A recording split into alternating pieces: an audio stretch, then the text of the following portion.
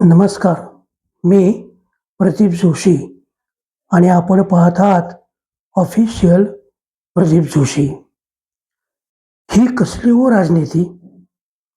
विटा पालिकेच्या निवडणुकीचा तुम्ही शांतपणे विचार करा.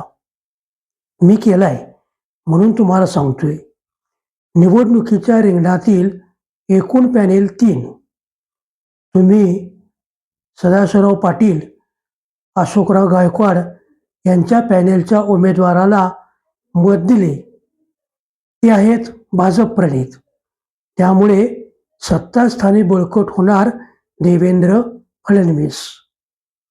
तुम्ही आमदार सुहास बाबर यांच्या शिवसेना शिंदे गटाच्या उमेदवाराला मतदान केले.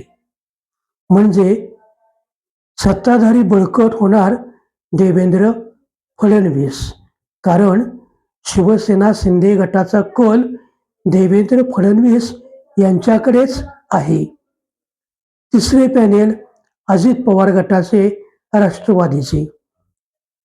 त्या उमेदवाराला मतदान केले तर अजित पवार देवेंद्र फडणवीस यांच्या ऐकण्याच्या बाहेर नक्कीच नाहीत.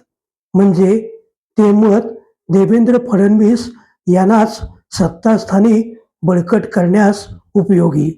याला म्हणतात राजकारण. कशाला उगाच जीव तोडून भांडताय? सगळे एकच आहेत. तुम्हाला वाटेल त्याला मतदान करा. समजतंय ना मी काय म्हणतो ते? सगळेजण भाजप बळकट करायला भाजपमध्ये आलेले आहेत.